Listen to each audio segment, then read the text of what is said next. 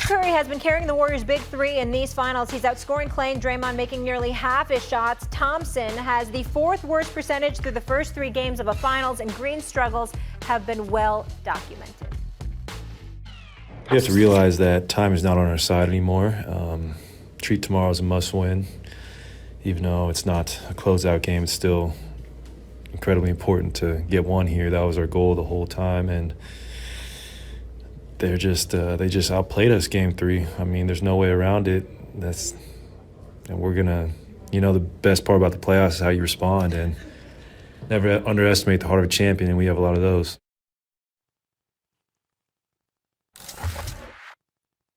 All right, Jay, well, you just heard Klay say time's not on our side anymore. Do you think the title window is closing on the Warriors' big three?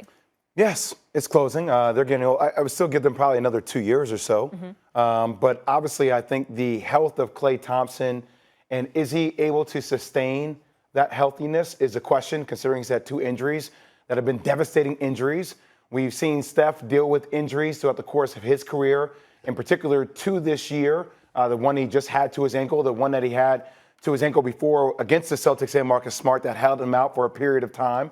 Draymond Green has had back issues. I know we can factor health into a lot of teams, but as his team gets older, even though Jordan Poole has continued to ascend, and I do like their pieces of Wiseman and Kuminga, I just wonder how long Steph and Klay can sustain. But I would probably say, Stephen A., it's safe to say if you had a 2-year window, that this team can go for it again. But I will tell you, there are other teams in the Western Conference coming. We talk about what the Pelicans can be. If you add Zion, you had C.J. McCollum, who now works with us. You see them in their swing up. You've seen Dallas, if they add a piece. The Clippers are going to be a team that's going to be there. Memphis is going to be a team that's going to get better. There are teams that are going to push them and push the envelope. But I say another 2 years is safe to say the window's open.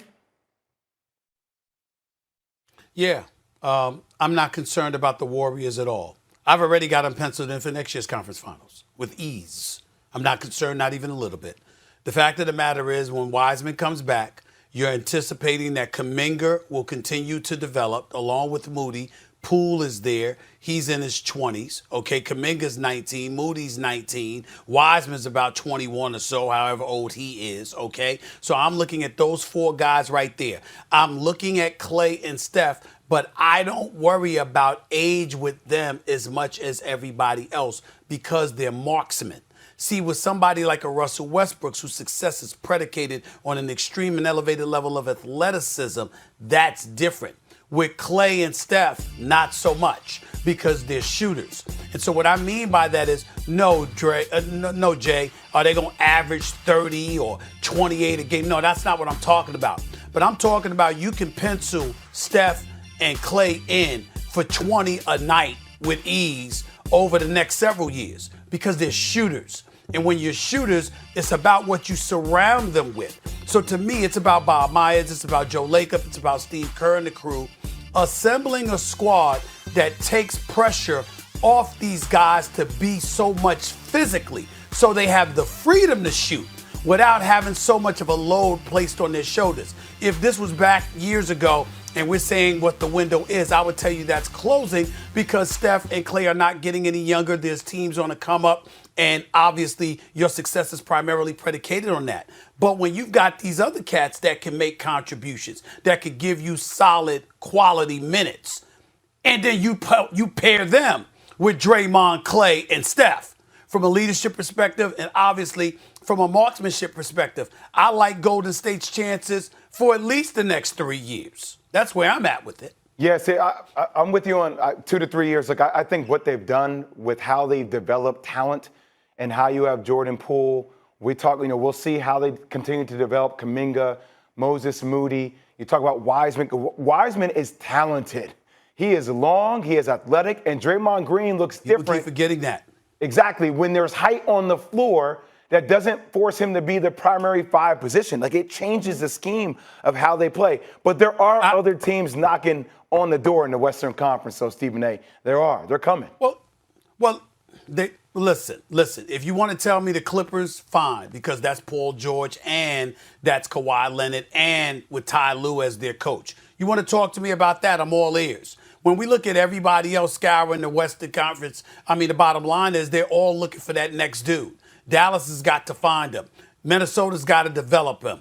Denver has to hope dudes are healthy next year. We assume they'll be, but they've been going for a while themselves. You've got a lot of question marks. I'm saying the Golden State Warriors, with these veterans, when they were younger, albeit 5, 6, and 7 years ago, remember, they had the Zsa Pachulias and the Andrew Bogut's as their center.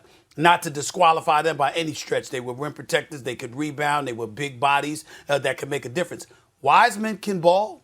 And this notion that Draymond Green is just going to fade and he's not going to benefit from having a guy like that at his disposal, you know what? That's something that I don't think that we should ignore. We got to keep our eyes on Kevon Looney because he played lights out in the Dallas series. But at the end of the day, I think it was Dallas or Memphis. But the bottom line is this. You look at him, he's devoid of athleticism. He doesn't rim protect. He does rebound. He knows the system. He's absolutely loved and adored by Steve Kerr. But you're going to need some athleticism on your front line. One of those people they already have in James Wiseman. Do you believe the Warriors can win the title this season? And remember, we talked a lot about them in October, November, even December, and then Steph Curry got hurt. Yeah. And then you had, obviously, the Phoenix Suns doing what they were doing. Yeah, we didn't know about Clay. I don't think they will. I think the road is going to be difficult, and I get it. Steph Curry, Klay Thompson, and Draymond Green, all that experience. But Klay still, to me, is not all the way back. I think it's still going to take until next season.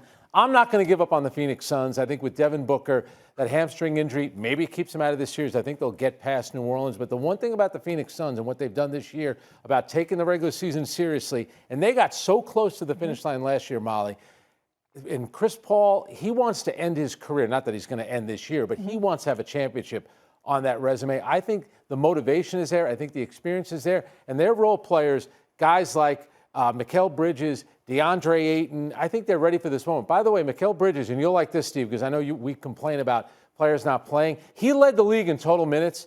Do you know if this was the year 2003, he would have been 36th in total minutes. This year, he's first. There's just something about this Phoenix Suns team. Yeah. I just don't think Golden State is going to get it all together. I think the road is too difficult. Again, all the respect in the world for that group. I don't think they do it this year. Okay. Well, to piggyback off of what you said, as it pertains to people being available and showing up to work, there's only 5 players in the NBA that haven't missed a game this year. Yep. 5 out of 450 plus. Amazing. That is the lowest in NBA history. That's a damn travesty. And that's something that the NBA will address. You and I both know if collective bargaining negotiations are going to be very, very interested with some of the stuff that some of these players, not most, not all, but some of these players have tried to get away with. NBA ain't having it, and damn it, I don't blame them. Now, having said all of that, you're talking about the Phoenix Suns and how they're worthy and warranted, and it's warranted that they're the favorites. I don't disagree with that. I think they are the favorites. I think from start to finish, when you consider the level of consistency that they've put on display, they, without question, have been the best team in basketball. I've seen the best team in basketball get knocked off before, and so have you. And I think this is a year it's going to happen. I ain't betting against these Golden State Warriors, bro. And ain't there's no shade. There's no shade on the Phoenix Suns. What I saw from the Warriors, and I got it, matchups, styles make fights. We know that Denver's in over their head because they don't have Jamal Murray and Michael Porter Jr. I get all of that. When you look at Jokic and the big boy DeMarcus Cousins as well, these are guys that you got that set up, but that doesn't work in a matchup like this because you got thoroughbreds, road runners on the other side that are the Golden State Warriors. And they ran Denver out of the state in game 2, out of the state. I haven't seen a performance like that. It was something spectacular to behold. And I was actually going to go to that game Monday night, Frank. I was actually going to go to that game. And I said, you know what? I got to be back here too early. I ain't going to do it. So I didn't go to the game. And damn it, I regret it. I really regret it. I should have went to that game because it was that spectacular to behold. Steph Curry, Klay, and then Jordan Poole. This young brother is something special. He is something special. And he's more like Steph Curry than Klay. His movement without the ball, his ball handling skills, his ability to use those skills to get to the basket, and the range with which he pulls up from. Now, that mirrors both Klay and Steph. But Klay don't handle the ball like that, okay? And so when I look at it from that perspective, I just say, I got a nickname for them, Frank Isola. It's Lethal Weapon 3. Remember, I ain't talking about the movie with Just Danny call him the Glover Big and Mel Four. Gibson Jr. Get out of I'm here. not talking about the You're- movie. you're reaching Hold with on. that one. I'm not talking about the movie. I'm talking about Georgia Tech, Kenny Anderson, Dennis Scott, Brian Oliver. You remember that back in the day. It was something special. And I'm looking at Poole, Steph, and Klay, and that's my nickname for them, Lethal Weapon Hang on a second. 3. Hang on. You must be going a little soft out on the West Coast. We didn't know anything about Cam Johnson last year. What did he do for Phoenix? Mikal Bridges, think about the way that he played. Same thing with DeAndre. And how about Cam Payne coming off the bench? So the players that we had question marks about last year for Phoenix, they delivered.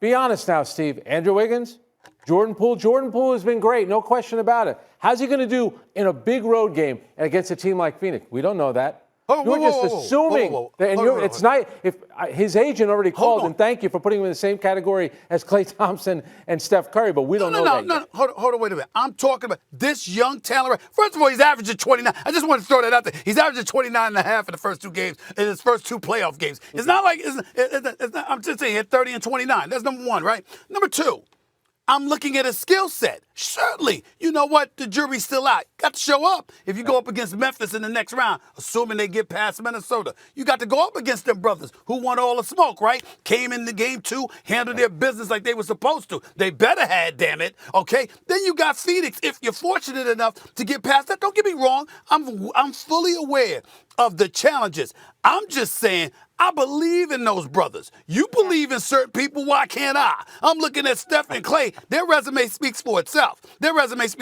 Let me but get into this it real brother quick. right here, with them on the court,